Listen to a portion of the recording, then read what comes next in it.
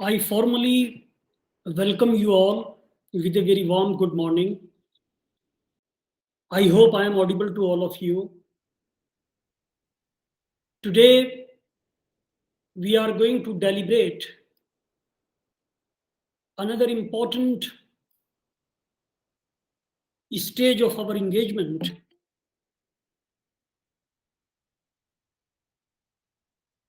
and that is relating to media ethics.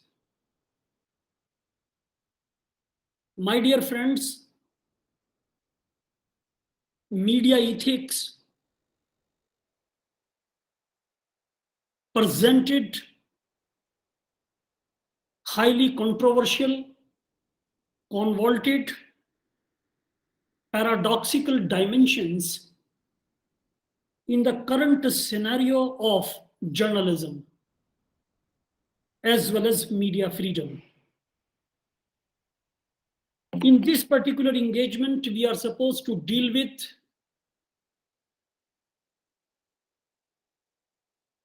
social and economic political dilemmas with regard to media ethics. We have to deal with and try to address issues and concerns in mass communication. We have to rummage and cajole the foundations of ethics, different aspects of journalism's ethical issues, rights, privileges, and other important prerogatives of journalists, reporters, and how to protect journalism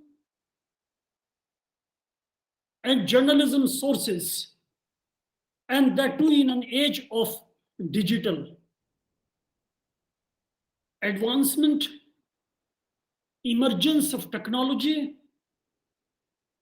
Therefore, it is imperative on our part to understand the building digital safety for journalism. At the same time, it is equally important, my dear friends, that extrajudicial regulation of media content, press complaints, and editors' code of practice,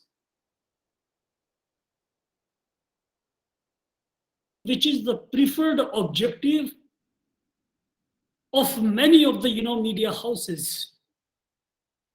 At the same time, we have to understand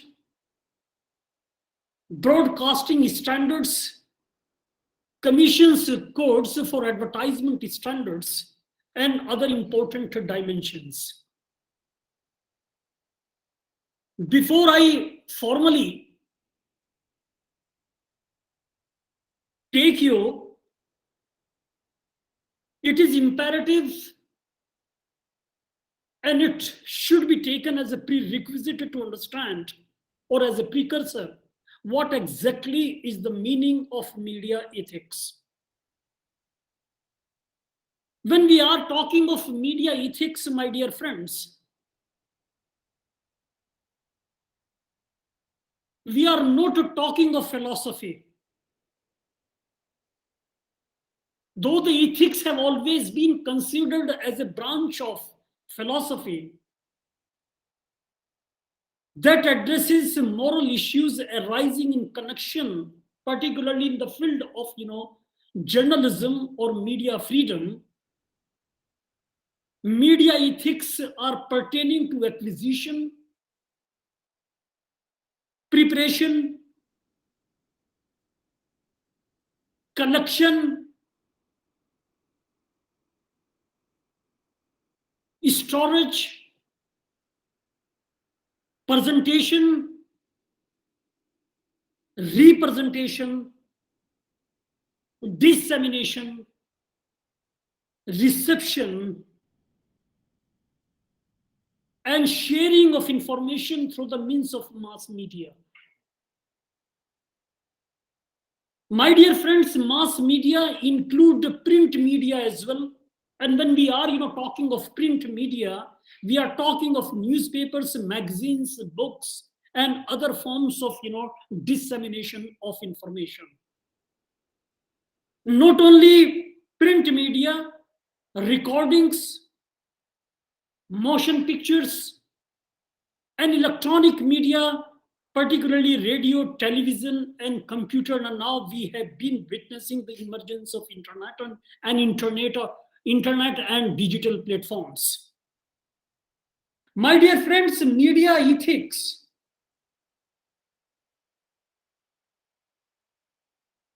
basically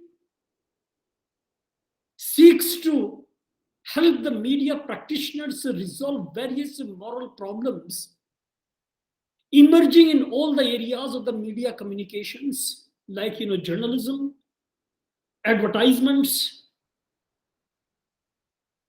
public relations, entertainment. Entertainment nowadays includes the OTT platforms as well. Therefore, the media exercise a strong and complex influence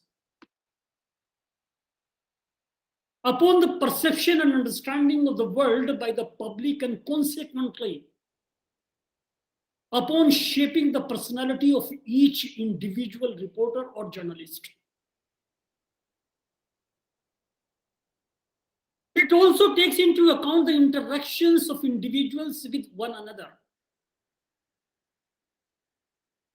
News and reporters, commercials, and advertisements, my dear friends, or including soap operas and movies, all exert in the long run more or less very, very important influence on people's views, shaping of their what you call intellectual preferences and predilections, their choices, including what we call their conduct in the society, not only in the society but in the private domain as well as in public domain.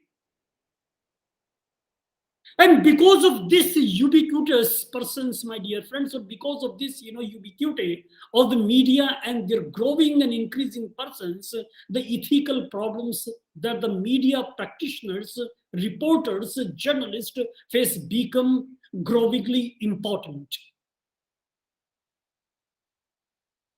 My dear friends, the number of publications and conferences on media indicates, and tomorrow you would also be attending many of the dimensions and making a presentation of your views, your line of inquiries, your researches in these potential conferences. That among the issues that concerns the media people and the public, the most important are truth in the media. And when we are talking of the truth in the media, we are talking of the idea of reasonability, idea of accountability, idea of transparency, idea and concept of fairness, and that must be encapsulated and quoted with the idea, a grand vision of objectivity. And that also carries with it, my dear friends, freedom and responsibility. When I am talking of responsibility, my dear friends, I mean self-regulatory mechanisms.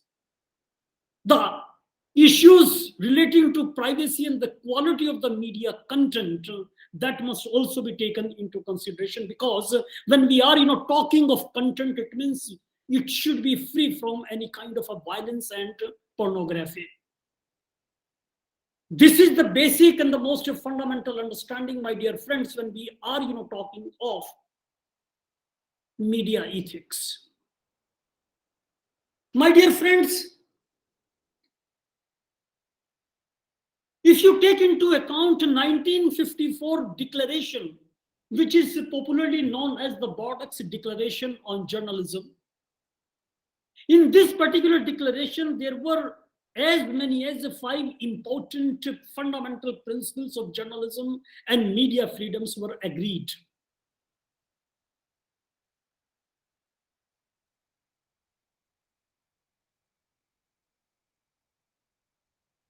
Number 1 principle that has been agreed is relating to truth and its veracity.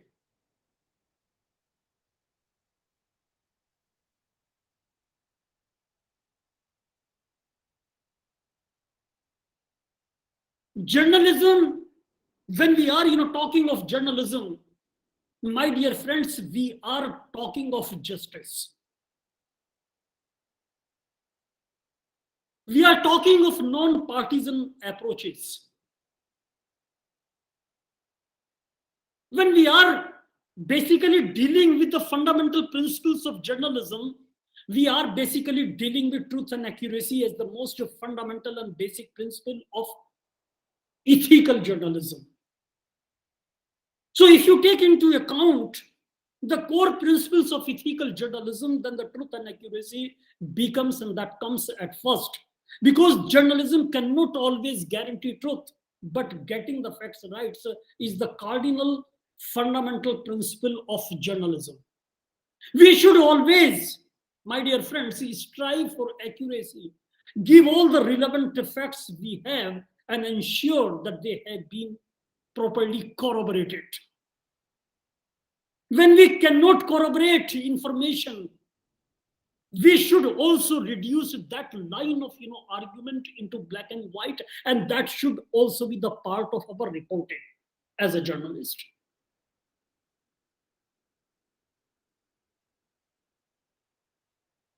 And that is known as, and it should be free from any kind of obliviation.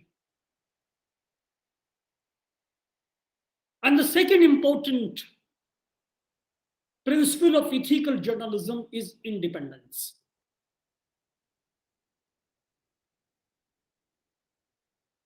Reporters and journalists be independent voices.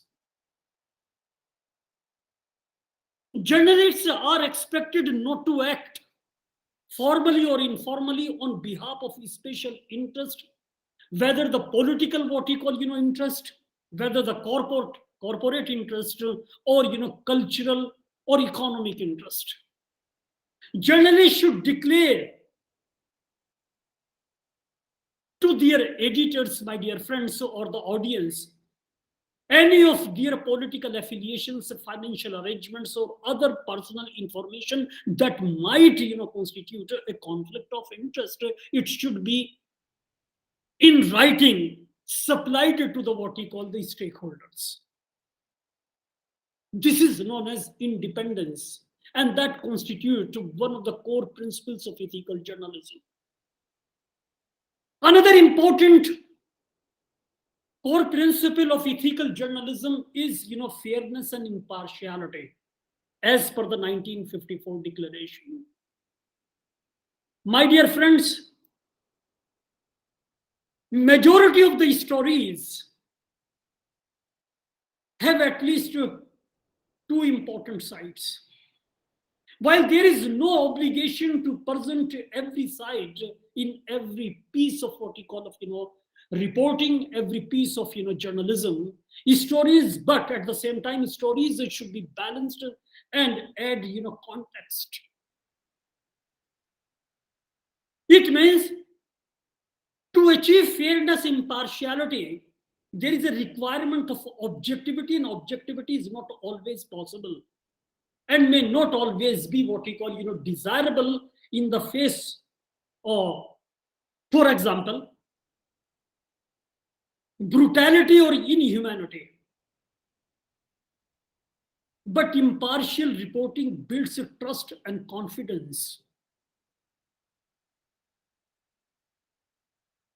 Trust and confidence, that is the most important what we call elements of journalistic credibility. And therefore it is important when we are talking of the media ethics or ethical journalism that the fairness and impartiality demand, and fairness and impartiality can only be ensured if we invoke the grand vision of objectivity, impartiality, trust, and confidence. Trust and confidence is the other side of the argument, which is generally what we call exercised by the audience. Another important element of the core principle of ethical journalism is humanity. My dear friends, it is the fundamental responsibility of each and every individual journalist. Even as a collective, they should not indulge in any sort of what we call of harm, and they should not do no harm. What they publish or broadcast may be hurtful, but they should be aware of the impacts of their words, my dear friends, and images on the lives of the people at large. This is the responsibility of journalists to maintain the humanity. They should not create a situation where one's humanity happens to be at loggerheads with others, what we call humanity. A humanity should not be at war with other, what we call others' humanity. It means there should not be clashes among the people. There should not be any kind of hierarchy or any kind of a violence or conflicts or conflagration among the communities or sections of the society. So the preservation and promotion and fostering of the human values and the humanity should be the topmost priority of each and every individual journalist or the collective or the collectivity of journalists that constitute a very, very important and ethical, what we call part of journalism. Another important dimension, my dear friends, that is equally important, and that is the dimension of, as a core principles of ethical journalism, that is accountability. Accountability as an independent argument, as an instrumental argument. It should be construed as a sure sign of professionalism and responsible journalism. And that is the ability to hold ourselves, what we call as a journalist, accountable. When journalists commit errors, we must correct them, and our expressions of regret must be sincere and not what we call cynical, political, or serving some kind of a interest for the time being. Journalists must listen to the what we call concerns of their audience. They should not, or they may not change what readers write or say, but they will always provide remedies when they are unfair. And that ensures the highest standards of accountability.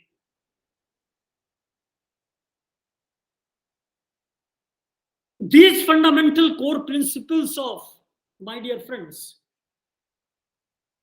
comes from the idea of the constitutionalism. Whether it is truth and accuracy, independence, fairness, impartiality, humanity, accountability, these fundamental principles, my dear friends, comes with the idea of grand vision of constitutionalism.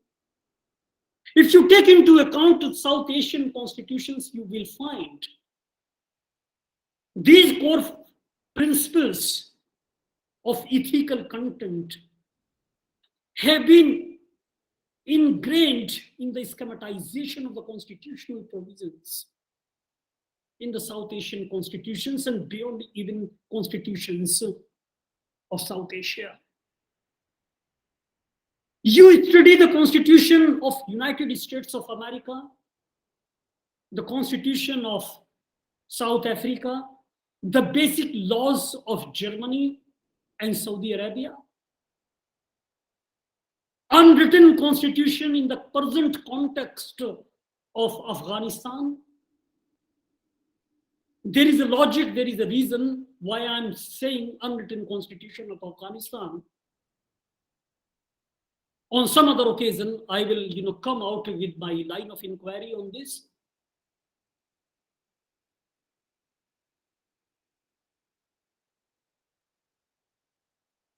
constitutional conventions of the United Kingdom, and various legislations which have been passed by the enacted or passed by the British Parliament. These constitute a very, very important dimension. Collectively, we can argue at this stage, my dear friends, by taking into considerations entire, content or all contents of the Borax, Declaration of 1954 on ethical journalism, and which have been subsequently in 2019, I should say, only 2 years back, my dear friends, have also been adopted by the Federation of Journalists as the Global Charter of Ethical Journalism. They are basically, these principles owe their origins, my dear friends,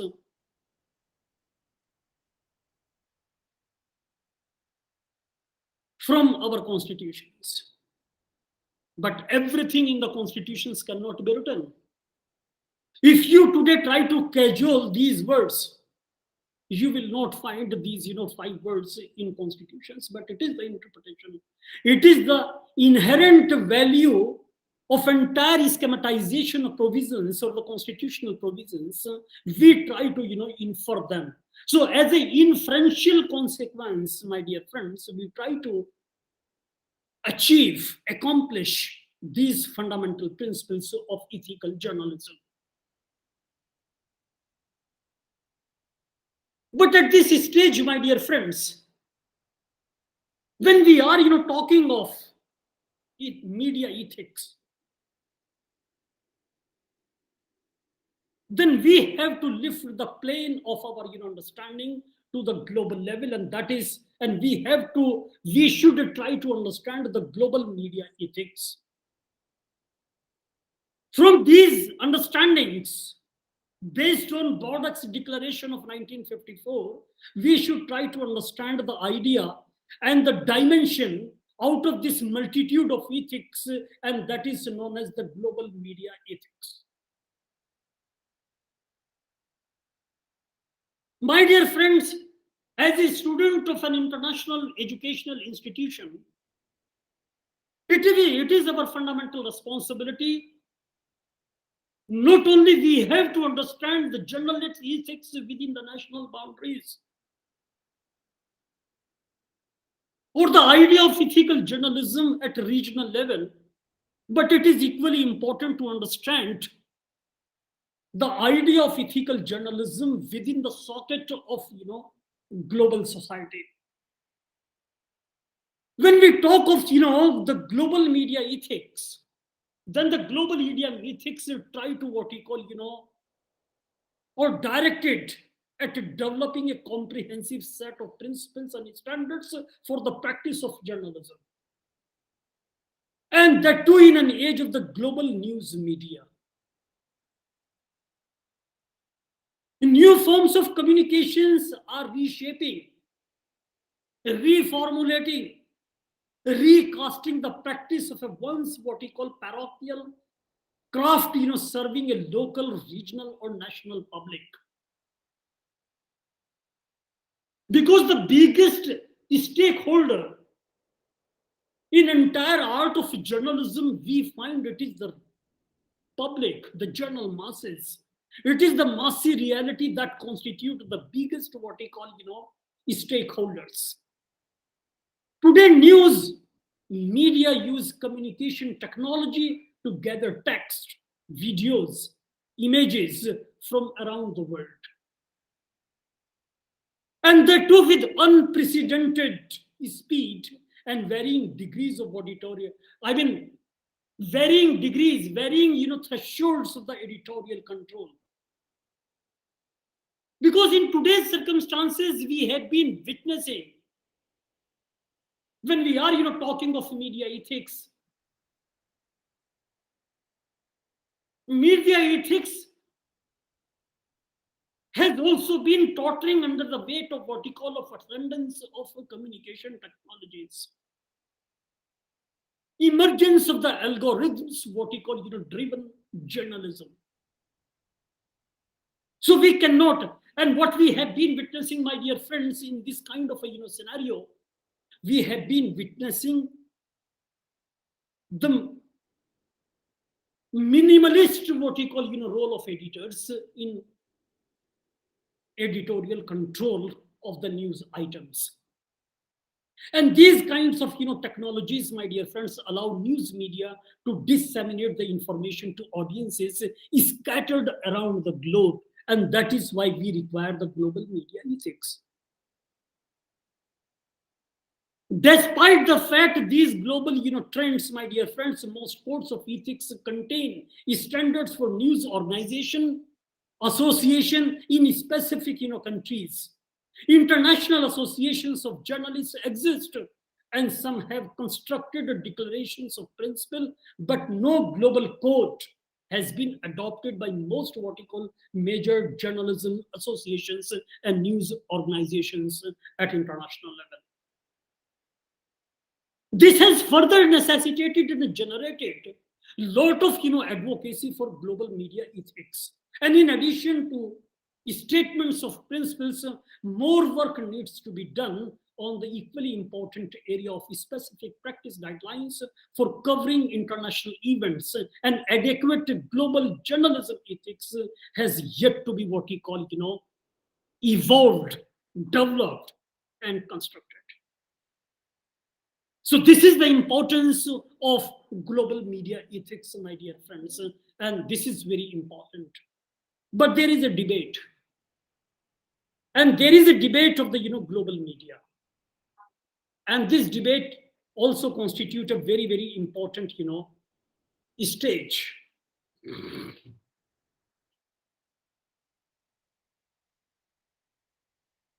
The concept of global media ethics, my dear friends, arises out of a larger attempt, larger endeavor of change. And it is directed to improve, to reform the global media system, to eliminate inequalities which have been what we call highlighted by the media technology, and to reduce the control of the global media in the hands of the minority of Western, what we call the global North jurisdictions.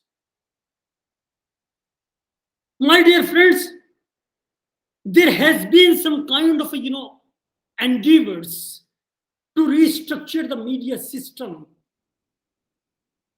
particularly those media systems which have generated a lot of controversy and branded themselves or by the audience as controversial, and often been accused of being motivated by an agenda to control media or inhibit a free what you call press. And this is a debate which is going on. If you recall, my dear friends, when Donald Trump happens to be the president of the United States of America, in his media conferences or the press conferences or press briefs, he directly accused CNN as a what he call a carrier of fake news. I am having some important videos on this. You can visit, you can Google, even the YouTube, you will find. Once he accused directly a journalist who was representing CNN that you are a fake news, you are a fake channel. So this global media debate is going on exclusively in the context of media ethics. If you take into account its origins, you will find that beginning in the 1970s, there was an endeavor to establish a new world information and communication order. And that was prompted by concern that the Western or the global North media and its values were threatening, intimidating the cultural values in the global South, what we call media or media in the developing nations. My dear friends, the main important what you call players in New World Information and Communication Order were non-aligned what you call nations. At the same time, my dear friends, UNESCO and the what you call along with a very, very important, I'm forgetting the name of that very commission which worked with the UNESCO and this commission, yes, I recall, St. Mcbride Commission. The recommendations of the Mcbride report in published, I think, way back in the year 1980. One world, many voices. That was, outlined a new global media order. And the report was, further, approbated by the UNESCO members, and the United States of America and Great Britain left UNESCO in the early 80s in opposition to this particular, idea of the new world information and communication order. Therefore, it becomes important what kind of a global media ethics order we intend to achieve. My dear friends, a dream of a set of principles and policies for equitable and responsible dissemination of information worldwide has not died. It is still there. And it is a dream that must be accomplished. And more recently, the United Nations has held 2 meetings of a movement called World Summit on the Information Society. At a summit, my dear friends, in Geneva in December 2003, if I am correct, more than 175 countries adopted a plan of action and a declaration of fundamental ethical principles. And the second summit was also organized in Tunisia in the month of November after 2 years, I think in 2005, which looked at the ways to implement the Geneva principles. And at the heart of the summit concerns were the growth of the new online media and the digital divide between the global north and global south jurisdictions. Therefore, my dear friends, if you take into account the history of the new, what we call, new world information and communication order debate, you will find, my dear friends, that attempt to reform the global media system is much wider in scope than an attempt to what we call construct a global media ethics. And that must be what we call, immediately attended. When we are talking of the global media system, it looks at what norms should guide media practitioners, media journalists when they face a difficult decision and what to report and what should not be reported. It is important, and this line of argument, my dear friends, goes beyond ethical reflections to include the economics, politics, technology, which is generally employed and deployed in the news collections, preservation, fostering of what we call of news, investigations, interpretation of data by the journalists. So the question is, why there is a requirement of a global set of media ethics? If you take into account my observations, what I have submitted just now, you will find that there is a what we call requirement to have global ethics.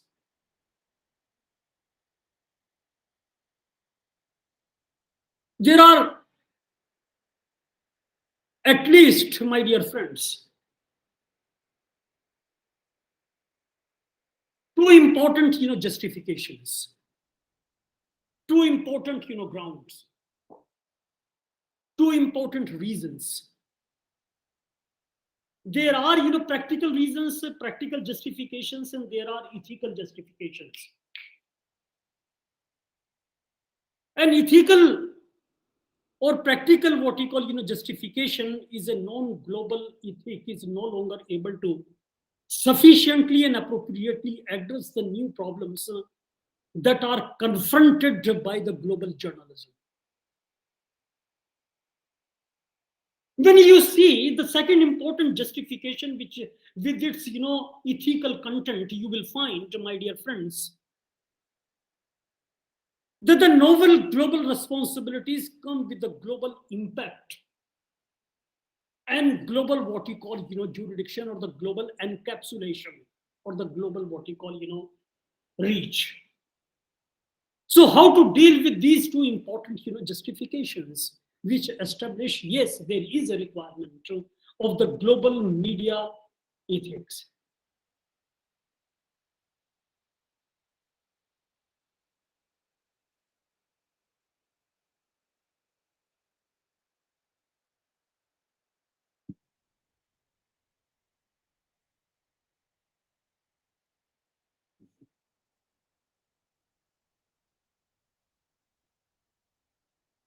News media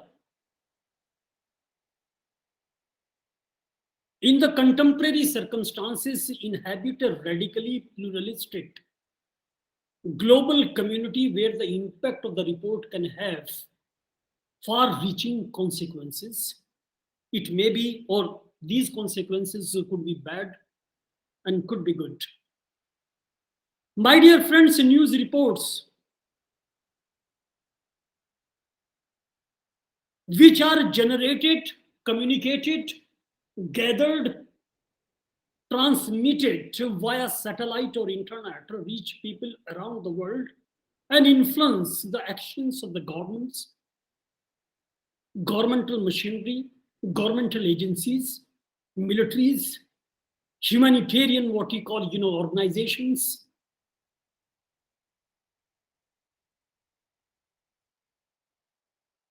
and varying ethnic what you call organizations and groups. Therefore, a responsible global media ethic is of vital importance, and that is required in a world where news media bring together a plurality of what you call the different religions, regions, traditions, and ethnicities. Therefore, my dear friends,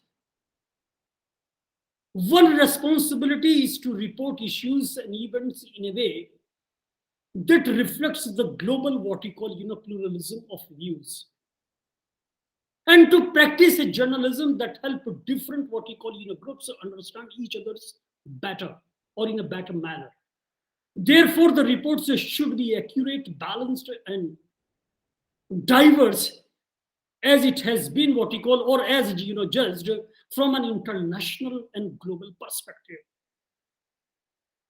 A biased and parochial journalism can wreak havoc in a violence, or in a tightly what you call linked global world. And therefore, if it is not reported, my dear friends, properly, for example, North American readers or the South Asian readers may fail to understand the causes of violence in Middle East, or the Palestine, or between Palestine and Israel, or a famine in some of the Asian region or Africa. Therefore, biased reports, preposterous what you call reports, may incite ethnic groups in a region to attack each other. A narrow-minded, patriotic news media can stampede populations into war. Moreover, journalism with a global perspective is needed to help citizens understand the daunting global problems of poverty, environmental degradation, climate change, technological what you call inequities, and the political instability, the sacrifice, or rather the erosion of the global rule of law, human rights, accountability, and transparency. So it is important, my dear friends, to have a basic and the most systematized what we call debate on global ether, global media journalism.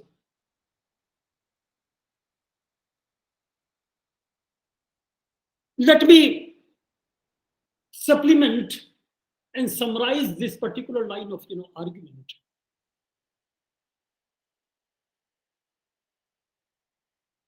Ever since the inception of the modern journalism in the 17th century, journalism has gradually broadened the scope of the people that it claims to serve. From factions to specific social classes to the public of various nation states. Journalistic principles of serving the public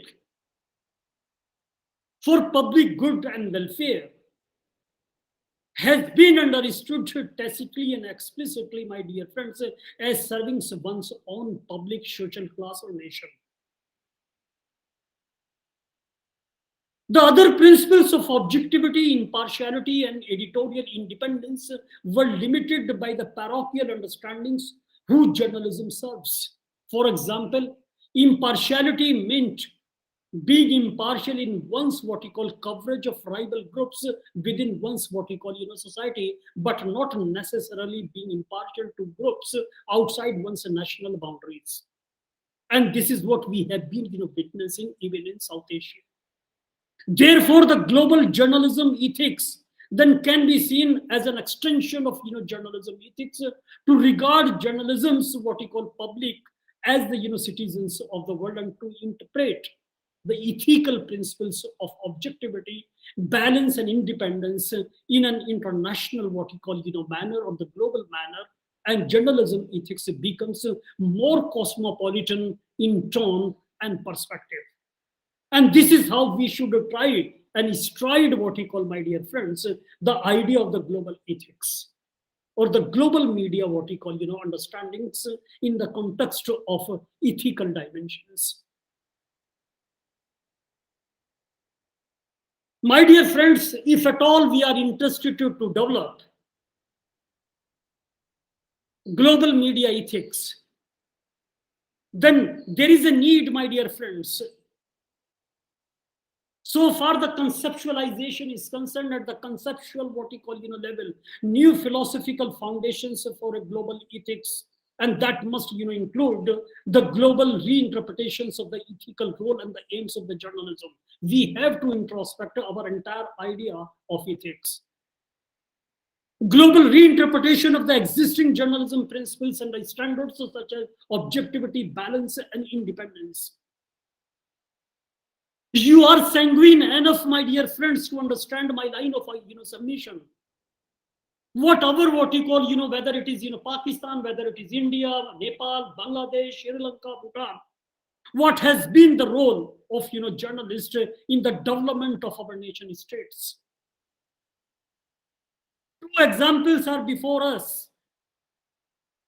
We must try to research the role of the media in the current crisis in Sri Lanka.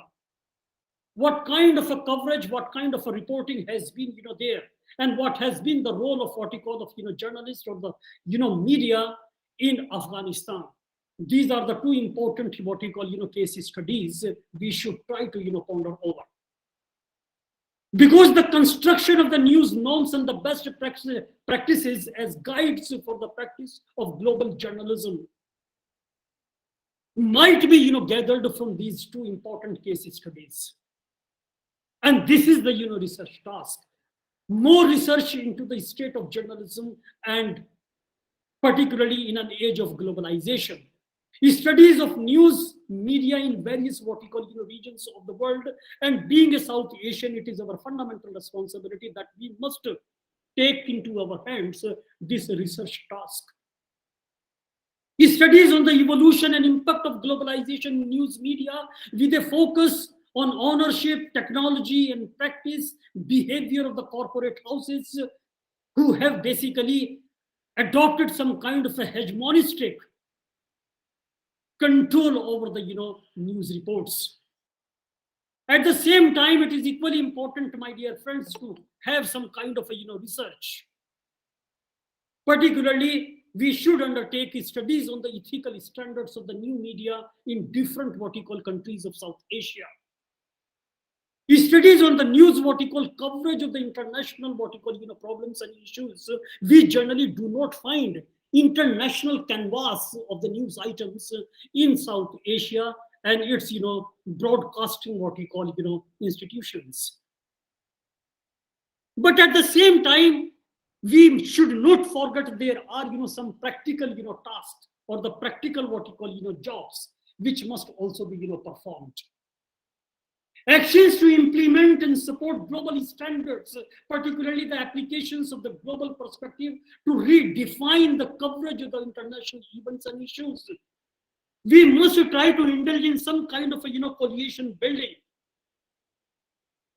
among the, what you call, journalists and international, parties with the aim of, writing a global code of ethics that has widespread, what you call, or the wider, spectrum of acceptance.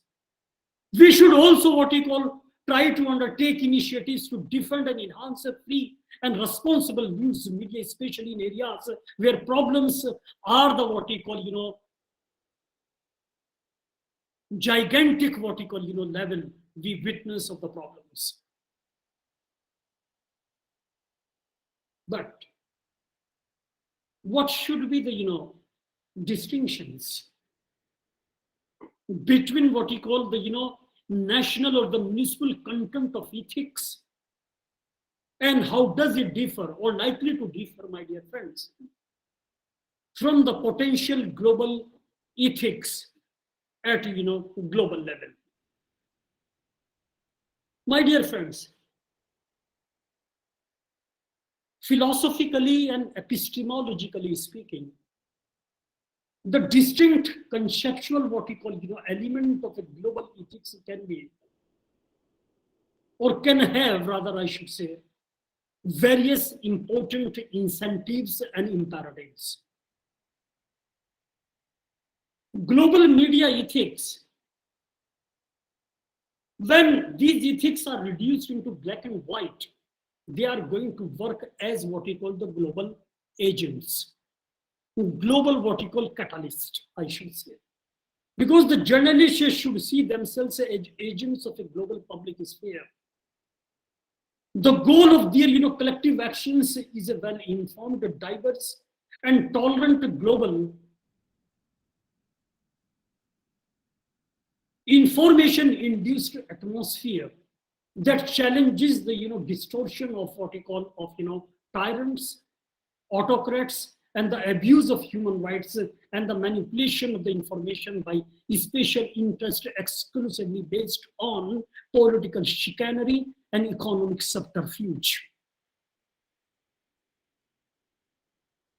Global ethics, my dear friends, if a journalist who has been trained in global ethics in India, then he would be in a better position to discharge and perform his duties while taking into consideration that his report or her report is likely to influence the audiences in other parts of the world. If he is reporting a problem relating to climate change in India, it is bound to influence the audiences in Scandinavian countries. That would be the, beauty of the global, what we call, ethics.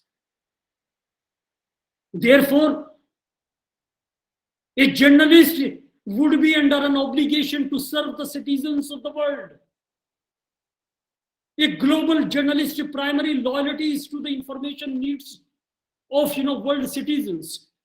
Journalists should refuse to define themselves as attached primarily to some kind of a faction, regions, or even countries. Serving the public means serving more than one's local, what you call, leadership or audience, or even the public of the one's own country. A global good, that particular, dimension is going to dictate the entire, what we call, operationalization of his journalistic duties. And by this, global media ethics going to promote non-parochial, understandings.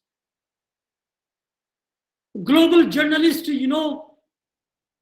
my dear friends,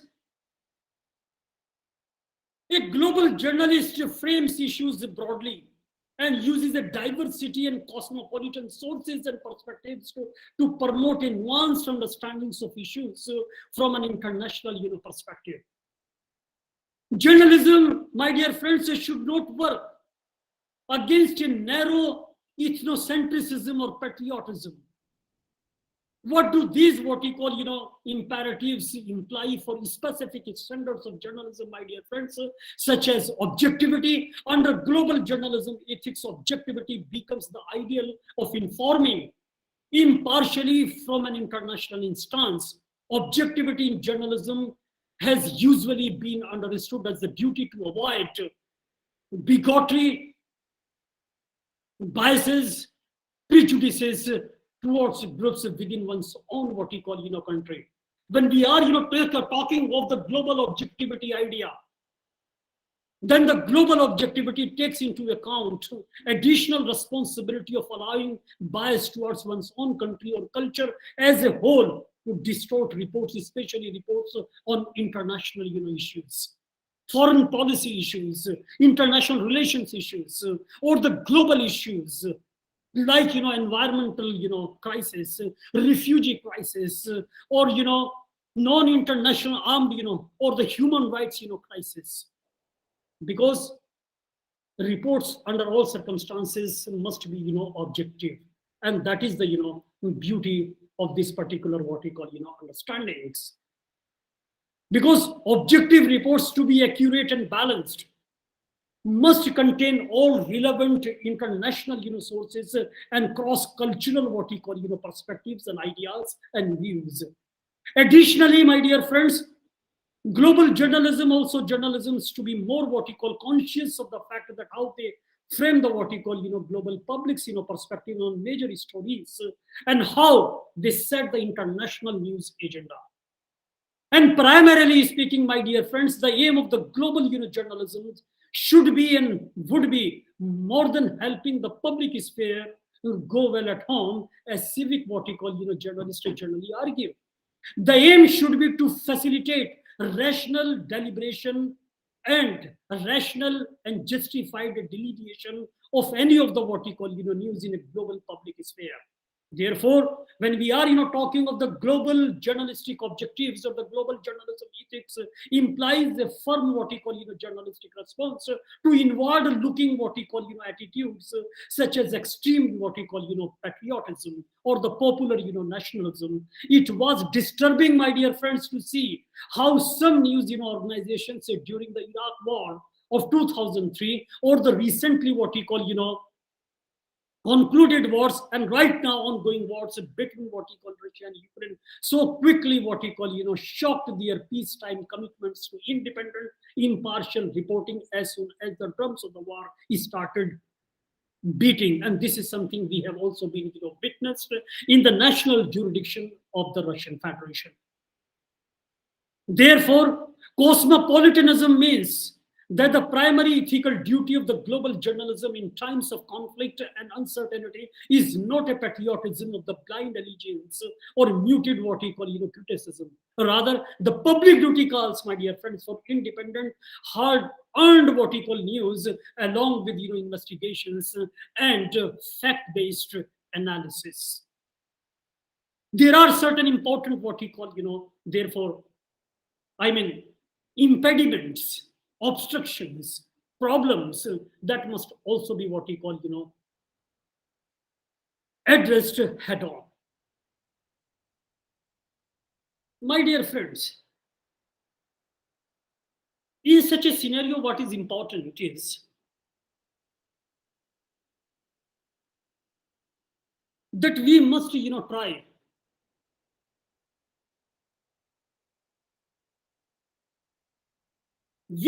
try to understand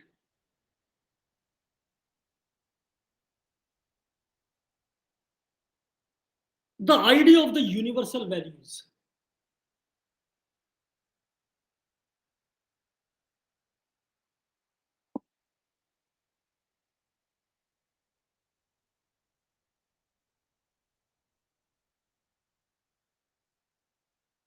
Universal values or global values or international consensus, or the cosmopolitan values, plural values, whatever may be the nomenclature. But it is equally important that there are certain important values, and when we are using the term universal values, we are basically talking of the international customary values. Among the harbingers, stakeholders, advocates, supporters of global media ethics, there is a disagreement over whether ethicists need to identify universal values. Universal values, or the idea of universal values among all the journalists. Do such universal values exist? That is the most primary and fundamental question. What might they be? My dear friends, recently, increasing group of ethicists have endeavored to identify a common core of values in various and different places in courts of journalism ethics, in international treaties on human rights, in anthropological what you call studies or anthropological researches, particularly relating to cultural dimensions.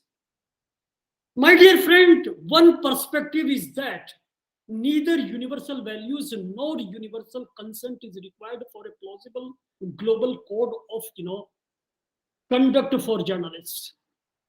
And this view sometimes stems from a contractual or constructionist view of ethics. The constructionist does not believe that the ethics depend on finding or discovering what he calls through empirical what he call means. A set of universal values that all rational people acknowledge. Rather, the correct method of the global ethics is to see whether all or most what we call interested parties are able to construct and agree upon a set of fundamental principles through a fair process of delineation, deliberation, and discussion. On this particular perspective, my dear friends, it is also not clear that a set of values must gain some kind of a universal cosmopolitan consensus. A demand that seems unduly strong, given the variety of the news media or the novel media in the contemporary circumstances or the contemporary global scenario. A weaker requirement, therefore, would aim at the construction of a set of principles agreed to by most major journalism associations and the news organizations. And this is how we should try to understand. Because there are constitutional conventions, there are inherent constitutional what we call values, which must be put together and try to evolve the universal values. And when we are talking of the universal values, which must pervade the entire what we call construction, entire making of the global media ethics, what we call code, it should be the argument. I mean, each and everything must be gathered on the basis of the Borders declaration. This is how we should try to understand, my dear friends, the idea of media ethics. Then there is another important dimension. What is the importance of ethics in media?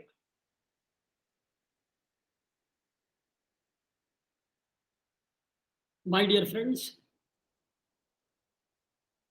media ethics constructs the way we conduct as journalists our roles within the context of the mass communication, reporting, interpretation of news, dissemination of information, and due to the set of principles and ethics within this entire media industry operate.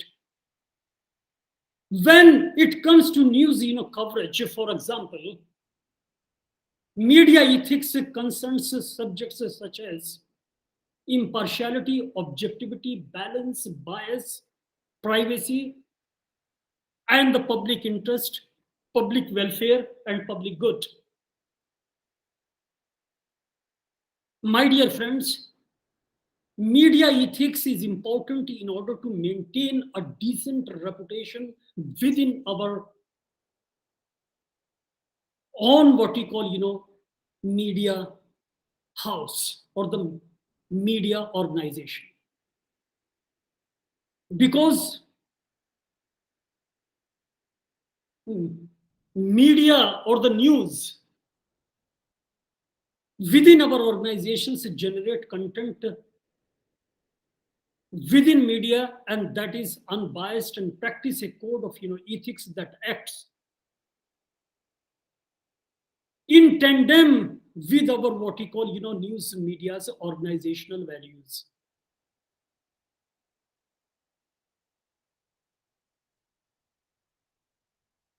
The importance of the media ethics have been adumbrated on numerous what we call numerous documents. If we take into account all the what we call guidelines which have been designed on various occasions to build trust, and you will also what you call find an opportunity to generate brand awareness. If journalists are interested in what you call deepening their knowledge in media ethics in mass communication, if journalists would like to become a fair what you call journalist, a responsible journalist, a transparent what you call journalist, a writer or art what you call director, then the journalist should consider looking into certain important guidelines, charters, and the international consensus which is available in the form of what we call various strategic programs on media ethics, which have been presently run by various educational institutions as well. And this is how we should also try to understand this entire brolly of media ethics. But at the same time, my dear friends, not only the journalistic ethics are important, but we should not forget the ethics of technology. These are very, very important. My dear friends, we should not underestimate the ascendance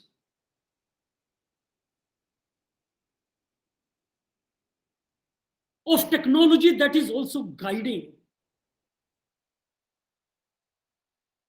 entire news content, entire reporting mechanism. And today, all the field of journalism is exclusively become dependent on technology. Therefore, the technological applications must also be what we call consistent with the ethical content. And ethics of technology, my dear friends, therefore we can say, is a field of ethics relating specifically on the ethical question specific to technological advances, including technological alternatives, benefits, risks, and limitations, and the most of all its immediate and long range impacts on the society. My dear friends, it seeks to understand and resolve the moral issues that surround the development and practical application of mechanical and electronic technology. We generally call them technoethics, or the technoethics is a term related to technology and ethics, which focuses on discovering the ethical use of technology, protecting against the misuse of technology, and hence making an understanding of the common principles to guide new advancements in the technological development. Therefore, ethical use of the new technology is important, my dear friends, in the contemporary society, particularly in areas where technological advancements have a transforming impact on society. And the best example is digital media and social media, which in the contemporary world has a great what we call impact on the society at large, because a maximum number of people are affected by the technology in the current what we call usage. Therefore, ethical problems increase as technological advancements happen, because technology provides a number of opportunities, innumerable what we call opportunities for actions for which well thought out ethical policies might have not been what we call developed and constructed and placed in many of the what we call jurisdictions. Therefore, a company can collect all the related information the users put on any social networking site, and they also misuse or abuse or utilize that information to target advertising them, or disseminating some kind of advertisement induced information to them. The same information can be sold and used to sway political what we call opinions as well. And this technological advancement, it is alleged, has been responsible for influencing the Obama administration elections as well as the Donald Trump's elections. I can give you certain important examples, like Facebook. A social media have become a primary mode of what we call of expression and communication for almost every individual. Every individual, in the sense that in the contemporary world, social media widely used, and the most what we call extensively used social media happens to be the Facebook, which now stores almost everyone's private information about where their place of residence, photographs, family photographs, entertainment functions, all kinds of photographs are generally uploaded on Facebook and its ancillary agencies like WhatsApp, like Instagram, and other important face applications. So you can very well understand this is how we have been misusing this onslaught of what we call of technology. My dear friends, Facebook advertises different what we call softwares, applications. One such application is Face app. There is an obligation on Facebook that how can it allow third-party access to your what we call Facebook identity, including all your personal information, because by clicking on the agree to terms button, Face app can access too much and too more of what we call the data from the what we call Facebook. And if you try to locate and access the new privacy policies of these kinds of social media platforms, you will find that some of the privacy policies are detrimental to the fundamental right of privacy, a fundamental human right of privacy. They have been exceeding the limitations which have been constitutionally ordained. So in such a situation, what should be the responsibility of these kinds of what we call of social media platforms, particularly of Facebook? Because the social media platforms are not only serving the good, but they are also serving the bad. Because in majority of the situations, it has been witnessed.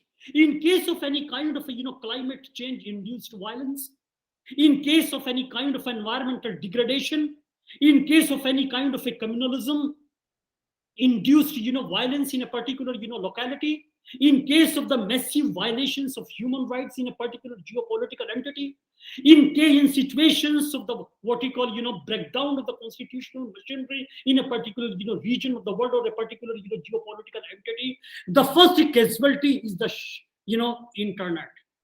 Governments generally resort to the shutdowns of internet. So this kind of a shutdown, or restricting the application, or restricting the access to internet in a given situation, or slowing down the speed of internet, these are the measures which are generally resorted by various governmental machineries. So in such a situation, what should be done? Because Our relationship with technology creates new opportunities for action and raises new ethical considerations that did not exist previously. And that is why technoethics provides a unique theoretical foundation to extend contemporary relation between technology and ethics. Therefore, ethics of technology is ethics applied to technical domains and domains depending heavily on technology. So there is no what we call, running away. There is no what we call option for turning back to these kinds of what we call of, advancement. And it is the fundamental responsibility of all the what we call, stakeholders to develop the idea of global media ethics. And there is every possibility, my dear friends, you may have a question on this particular notion of global media ethics in your NCE and term examination. Any questions as of now? Yes, Mr. Sagar, please. Good morning, sir. Yeah. Good morning. Sir, when we talk about global journalism or media globalization, do you think the ethics can be balanced with the entrance of transnational media conglomerates when it comes and there is a race like who will be better and who will earn more profit? So can it be balanced with ethics? You were not available on the last occasion. And before that, you also asked a question, a similar question, if I recall, that what would be the fate of privacy and fairness on Twitter since it has been acquired by Elon Musk, if you recall. Do Yes, you sir. remember? Yes, sir. Yeah. Sorry, I was having some It's okay. And it personal. is your today's question is an extension of your previous question. Both the questions are having two important dimensions. One is globalization in the form of the media conglomerate. And another, the first, element of the question is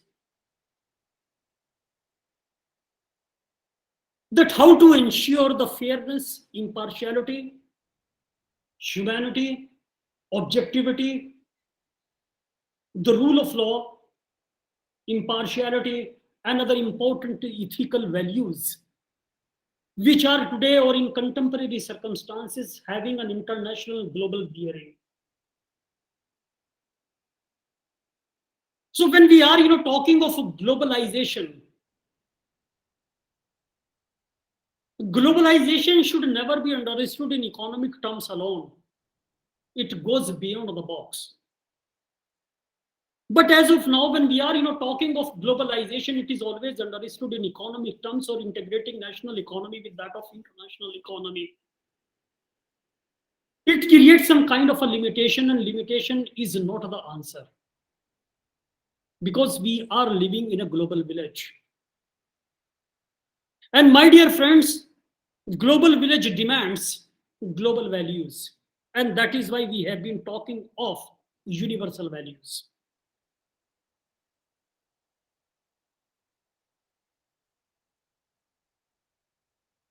If you go through what I have stated for the last more than an hour, you will find, Mr. Sagar,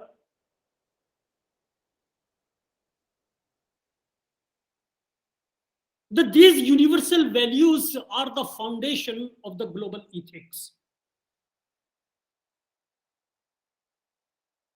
If you take into account the constitutional values ingrained in the schematization or in the four walls of the Constitution of India, you will also find that the literal interpretation of any of the provisions is not at all possible. If we claim ourselves to be a civilized nation state, and if we brand our constitution, that is the Constitution of India, as a forward-looking constitution, a constitution which can, or a constitution that does have the capability to accommodate the developments which are likely to happen after 200 years or 500 years or 100 years, then it is a robust constitution. And this, what we call, idea of journalism, idea of ethical journalism, idea of, accountable journalism, responsible journalism, transparent journalism is likely to be accommodated, which is also having some kind of a firewall against what we call, technological biases and prejudices. So this is my submission in response to what you call your concerns. Any other observation from your side? Sir, but I have one point to make. If any big media firm enters any country, not only India, for that matter, any part of the world, do you think the domestic media houses that are ethical, that they are doing their job ethically, but still, It's a due, misconception. It's a yeah, misconception. No media houses. Listen one thing, my dear friends. No media houses in India or in South Asia as a whole is performing on these lines called media ethics. No. If any organization, any news association, any broadcasting organization in India or in South Asia is performing and disseminating information while taking into considerations the idea of media ethics or the global media ethics, it is being branded as an aberration. But it should have been or could have been other way around. Because the media houses are all, are all, in private hands. Whether it is NDTV, whether it is Z News, whether it is News 24, whether it is some other organizations, whether it is the Geo News in Pakistan, whether it is what we call Hum TV or other what we call organizations or channels in Pakistan and rest of the what we call nation states. We are having different kind of a what we call line of arguments on the same issue. CNN is having a different kind of a line of argument, and the BBC is having a different what we call content, but their content are different when we see what we call the Russian television, that is RT. France 24, the DW is having a different line of argument on the same issue. Al Jazeera, that is basically disseminating information from the Arab world, it is having a different kind of a what we call line of argument on the West Asia, when there is a conflict between the Israeli armed forces on one side and Palestinian stone pelters on the other side. How it is being reported, the same issue from Israel is being reported by CNN, BBC, and how it is being reported by RT and Al Jazeera. So it is going to be a wishful thinking. The argument should have been that if there happens to be some kind of a abuse of the media content, if there happens to be some kind of a deutilization or abuse of the news reports, that should be an aberration. Rather, the independent, impartial, and accountable and transparent news items should be the journal order. But what has become the journal order? Impartiality and honesty. That is rarely seen. An abuse of what we call the news items, and people quoted what we call news items has become a journal order or have become journal order. So this is the difference. If tomorrow we are going to receive, suppose there is a proposal right now, and it has been proposed by Elon Musk that it is going to enter in the field of what we call of internet services. It is going to be the next internet service provider in India. And it is going to browbeat the geo what we call network in India. So you can very well understand what would be the fate.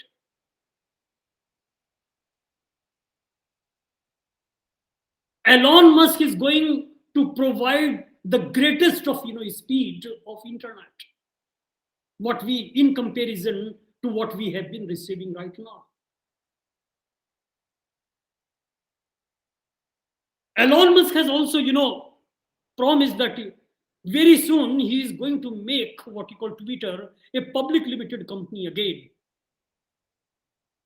after effecting some kind of a restructuring right now.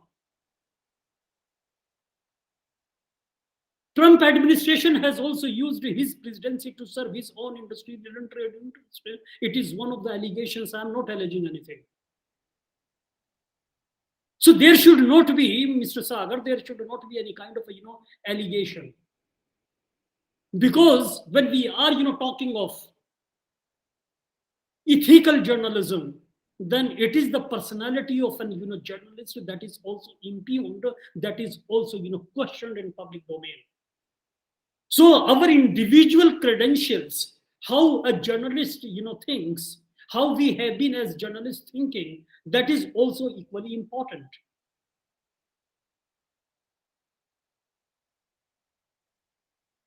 Therefore, it is important, my dear friends, to understand how we have been conducting ourselves. It is important because educating ourselves is the most important ethical content, not only of what we call of the reporting, but that is also extendable to the idea of what we call or through the reception of technology. Because the ethical issues not only surrounds a journalist, but they have also been surrounding businesses, technology, and including personal data. Because the digital space, Mr. Sagar, provides us with a vast expanse of data and information on a domain that is easily accessible to all, through all, and as such, ethical aspects with regards to the data, and that generally get threatened or sold. So we should be very ethical if we are using how much data we have collected, whether the entire data should be utilized, whether entire data is relevant to the news item that is likely to be reported, that is likely to be disseminated, that is likely to be placed in the public domain. Who will decide?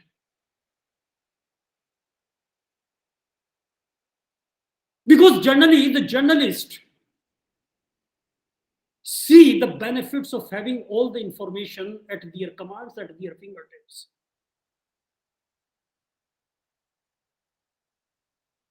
They do not understand at the same time that it is going to have a deep downside impact. And at the same time, my dear friends, the technology has put our personal information at the fingertips of almost all the businesses of the world. Many organizations, many associations collected data for their own purposes, but their data is generally sold. And if that is sold, it may result. And data is what we call sold a number of times to different organizations and has become an income stream for many organizations. Companies monitor customers, collect as much as information in the name of security. Therefore, ethical issues arise when they continuously monitor their customers' activity, like browsing habits. If you browse it today, and for 2 or 3 hours, if you are browsing, that what kind of a wall should be there in your room, what kind of a tiles it should be there, what kind of a furniture it should be there, you will start immediately receiving advertisement of that very nature, because there are internet organizations, there are agencies who are what they call keeping a tab on your internet behavior, how you have been browsing, and on the basis of your browsing history, they will start sending you the requisite what they call information. So it is a kind of a business. It is basically a technique to market their products on internet, and they try to elicit your support. And again, you are entering. If you are making a phone call, then you have to enter. If you are willing to receive some kind of a call back from any of the furniture agency or any kind of a agency, or the appliances what we call agencies, they immediately provide you in a form of a pop-up some kind of a information box in which you have to enter your requisite information, and that becomes a data, and that is stored despite the fact they are having And generally, if you take into account no individual who is browsing internet, they does not what you call, they do not, I'm sorry, they do not what you call, study their privacy policies. They simply click, they push the button, and they also, share their information. And it is a data. It's a huge business. And they have been what you call selling our, data. And continuously they have been, monitoring our internet behavior. This information is then sold, and so the people who know about your, browsing habits can also discover your deepest what you call, secrets. That is why whenever we have been, when we generally, talk on phone, it's a responsible behavior. It must be, if I'm, phoning you, if I'm calling you on phone, then my dear friends, so there is no encryption, there is no what you call, secrecy, there is no security. In the name of security, in the name of encryption, your data is generally what you call, collected, stored. And remember one thing, there is no password. If you are, you feel that I have, secured my information or my account by entering a very labyrinth kind of password, then you are mistaken. There is no password on internet. And therefore, we require global ethics, global journalism ethics. And this becomes very, very important. And it is important, my dear friends, then we should also try to evolve a grand vision about what we call ethics of technology.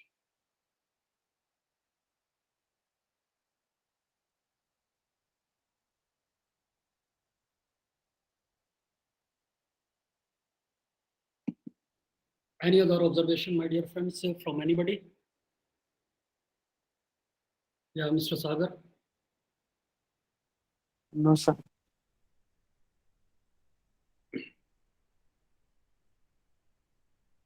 Yeah. So,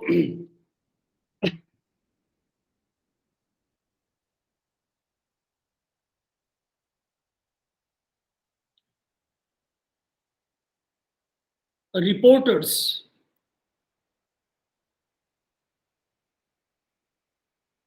and other important, stakeholders, if they are not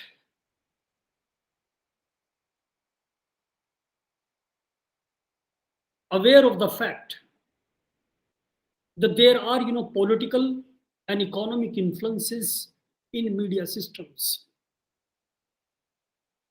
and these kinds of influences, my dear friends, go against the philosophy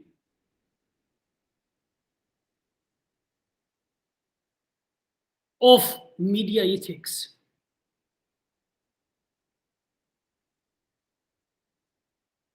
then these influences must be avoided. But in contemporary political scenario, in all the geopolitical entities at regional level, at global level, the stakeholders find themselves in some kind of a, dilemma. Because what I have witnessed, that there happens to be the two most important, significant political patterns which have been impacting media systems around the world. And that are, my dear friends, widespread delegitimization by political actors of the media as a vulnerable institution, along with the profession of journalism, and at the same time, my dear friends, growing efforts which have been made towards media capture, particularly online media, which are not so long ago was regarded as the most resistant to such form of control other than or other types of what we call of the media. When we take into account the media capture, because that has become very, very important because of the two important influences or impacts. Therefore, the media capture has often occurred where there has been economic pressure on media outlets, and recent trends suggested that the upheaval of the older modes of media production and decline of the traditional mass media models have been transforming or taking or confronted with some kind of a normative metamorphosis ideas of independence. So there happens to be, when we are talking of the media ethics, it is also influenced by the trends of the delegitimizing what we call media. My dear friends, the consequences of the widespread delegitimization of the media and supporting institutions of the media independence, it is very difficult to assess. But it is likely to be what we call, substantial so far as assessment is, concerned. And therefore, one of the most important, ethical content when we are, talking of media ethics, it is independent or independence. The concept of independence and the professional standards and the public interest purpose, which independence protected sufficiently fragile as it depends on widespread understanding and appreciation of its functions and purposes. My dear friends, the governmental actors and other powerful actors who have been initiating and engaging in the process of systematic attacks on media by trivializing, underestimating, or disseminating, at the same time decimating or sometimes characterizing media as an enemy, has widespread implications and ramifications for the independence and well-being of this particular sector that is called the media. Such tactical moves were typically less common in Western, what we call European nation states, including what we call North America, or as a whole, if I say the global North.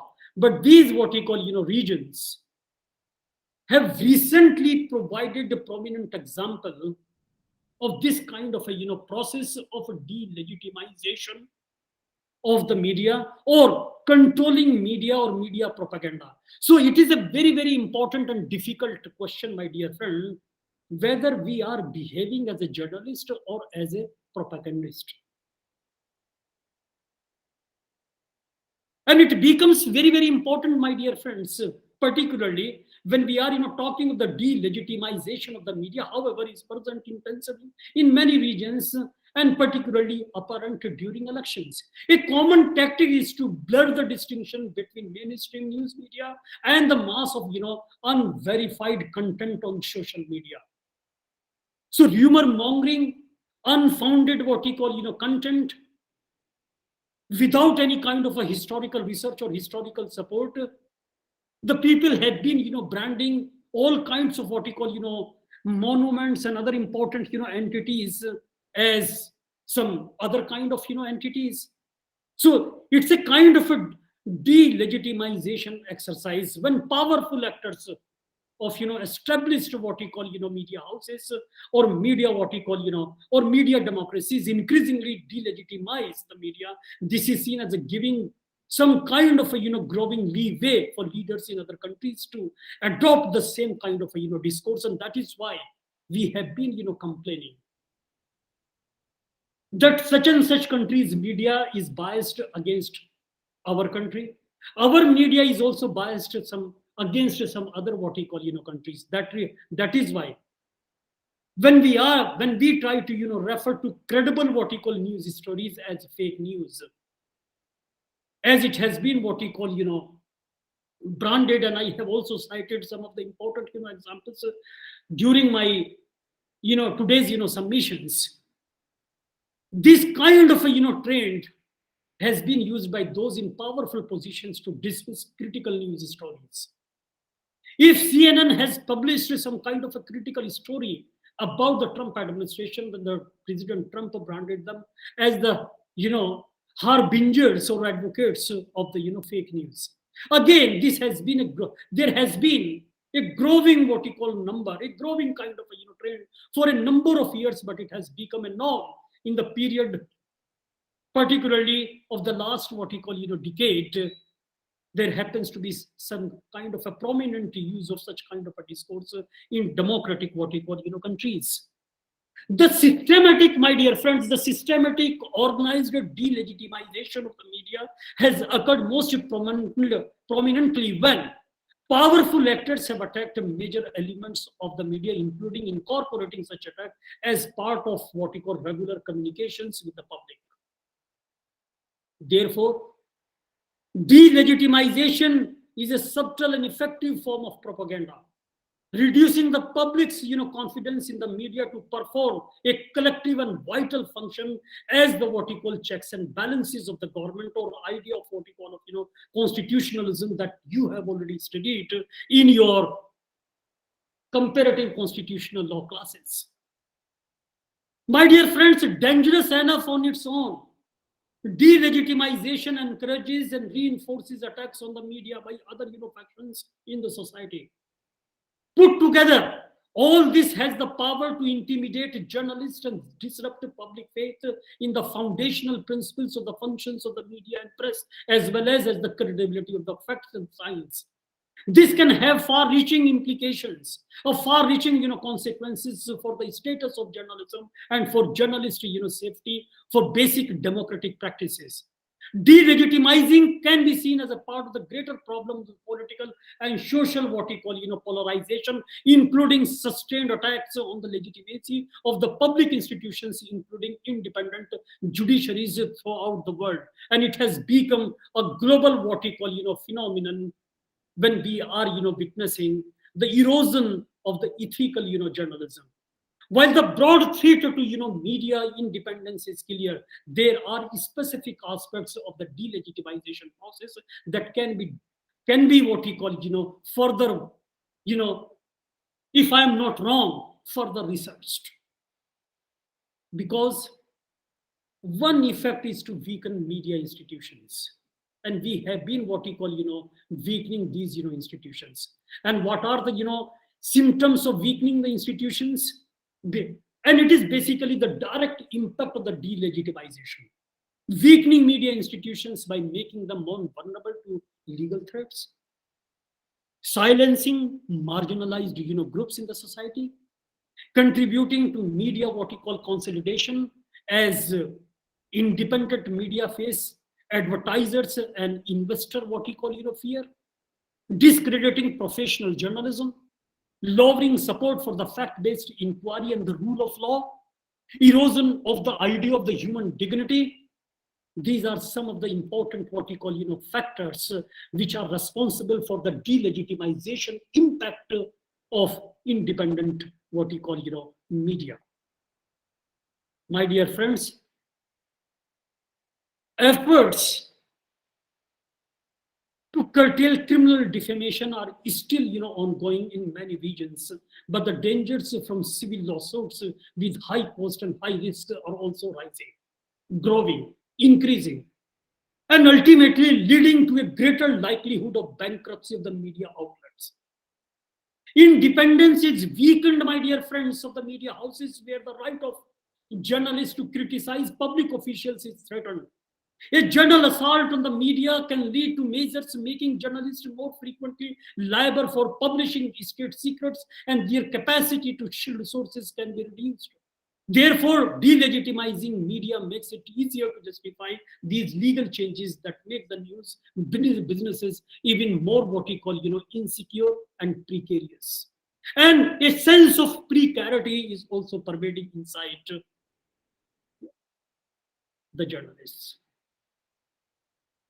My dear friends, the ideal legal framework that presently exists in a number of what we call societies throughout the world shows symptoms of shifting from a conception of a framework as a fortress defending media freedom to a conception of the media freedom existing on a balancing wheel between animosity and protection. Organized, systematic, state-sponsored, state-sanctioned delegitimization, how media function in a society, has importantly also led to selective silencing. By undermining and decimating the media in general, a government can gain power to unleash trolling and bullying that seeks to mute what you call disfavored groups. Disfavored groups, which are often political or ethnic, what you call, minorities or of minorities. And in some important, regions, delegitimization is reportedly combined with wider attacks on independent media. Key properties have been closed down or sold to parties with ties to the government.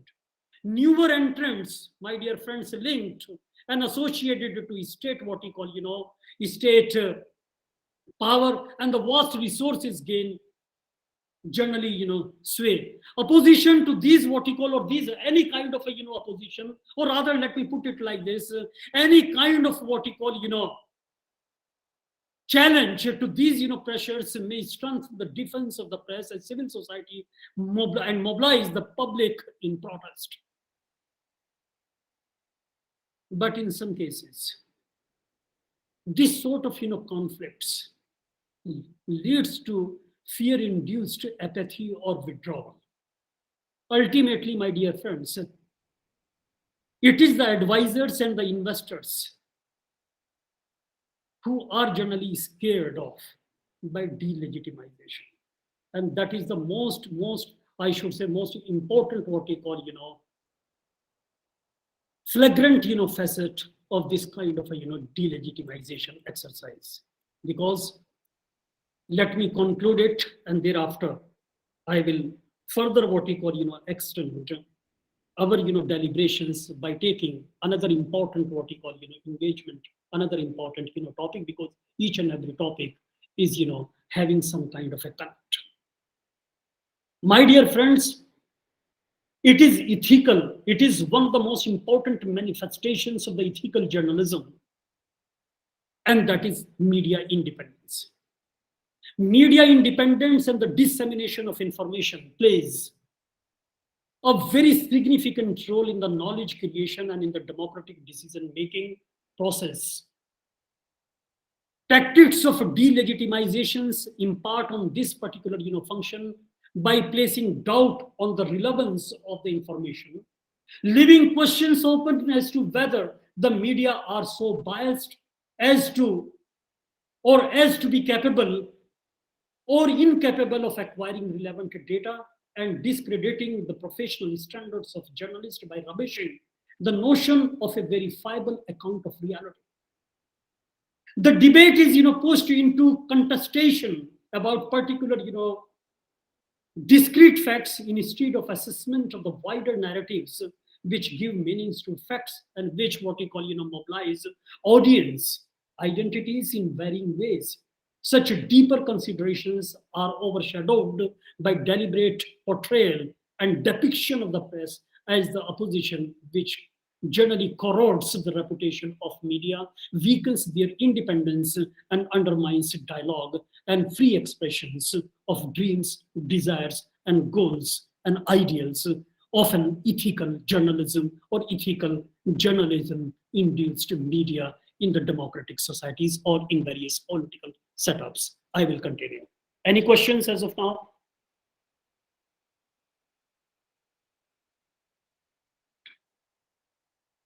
Yeah, thank you very much for the day. I will also today, you will receive whatever we have deliberated, you will also receive some fruitful, readings immediately after this class. So thank you very much for the day. Enjoy yourself, and please submit your term papers as well. It's a gentle reminder to all of you. Thank you very much for being with you. Bye-bye. Take care. Thank you, sir. You're welcome.